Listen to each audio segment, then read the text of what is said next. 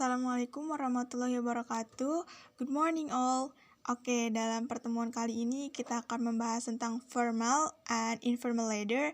Jadi pada pembahasan surat ini kita ada 3 kali pertemuan.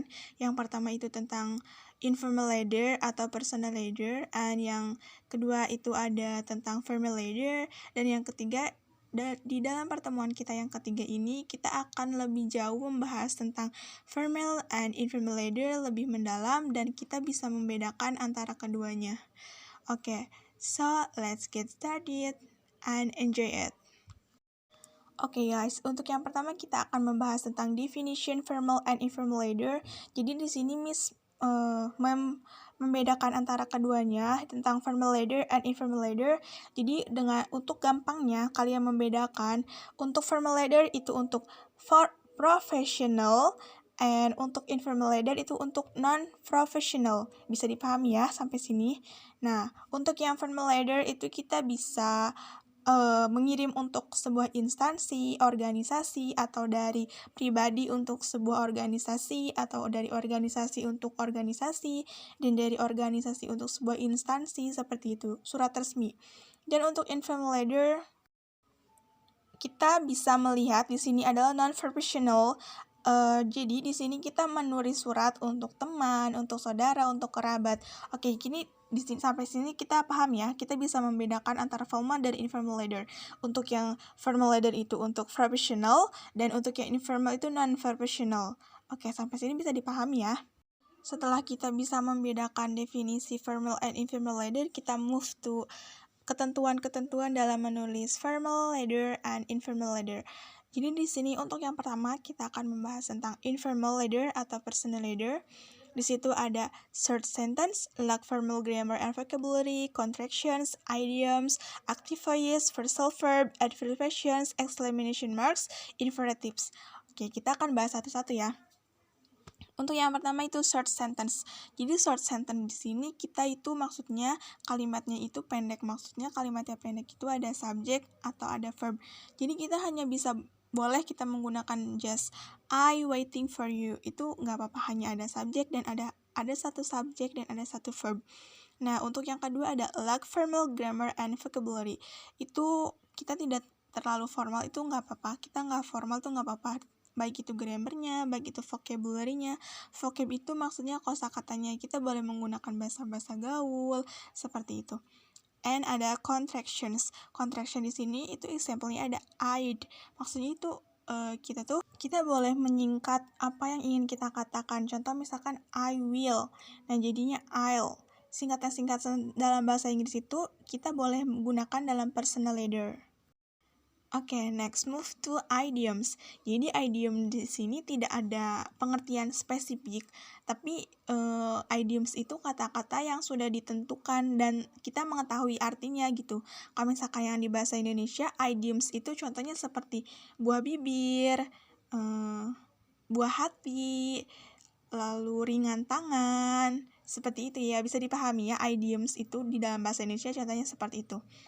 Nah, kita boleh menggunakan idiom seperti itu dalam menulis personal leader, karena kita mengirim untuk teman kita, kerabat kita, itu tidak apa-apa. Nah, and ada active voice, di situ maksudnya active voice di situ maksudnya kita sebagai subjek itu menulis surat dan sebagai pelaku dalam surat tersebut. Kita ingin menulis surat kepada kerabat kita, jadi kita di situ sebagai pelaku dalam menulis surat tersebut. Jadi kita banyak menggunakan active voice atau subjeknya itu sebagai pelaku. And ada phrasal verb. Maksudnya apa sih phrasal verb itu?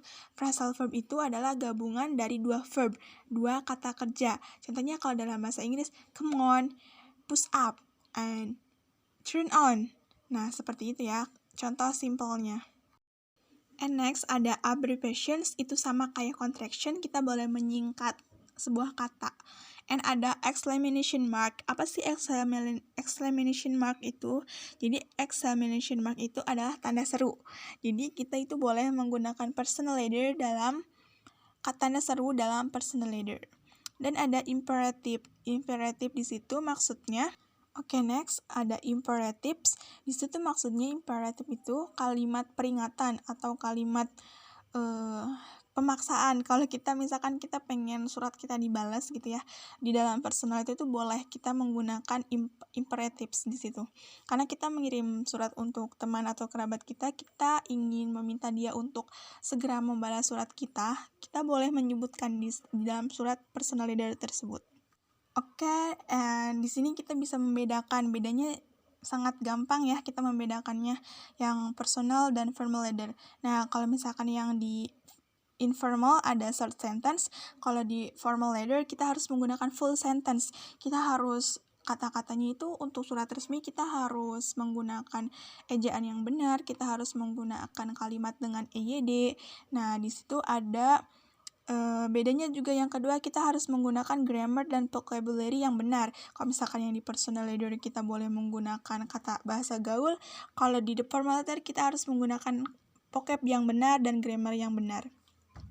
Dan tidak ada contraction, tidak boleh disingkat dalam menulis surat resmi, dan tidak ada idioms di dalam surat resmi. And di sini menggunakan passive voice. Di sini tidak ada no phrasal verb, tidak ada abbreviations, tidak ada exclamation mark, tidak ada imperative. Di situ kita nggak boleh menggunakan phrasal verb, kita nggak boleh menggunakan kalimat-kalimat yang disingkat, kita nggak boleh menggunakan exclamation mark atau tanda seru, kita tidak boleh menggunakan imperative atau kalimat paksaan gitu ya, kita memaksa untuk surat itu dibalas, itu tidak boleh. Dalam kita membuat formal letter kita tidak boleh menggunakan imperative.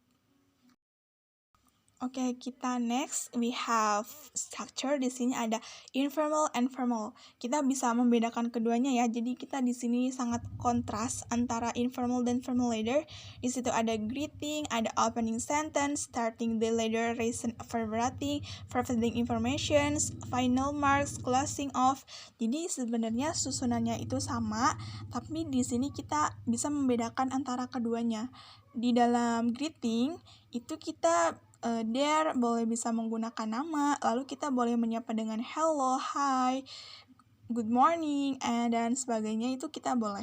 Tapi kalau misalkan di formal letter kita harus menggunakan kalimat yang lebih formal, dear sir or madam, dear Mr. or Mrs.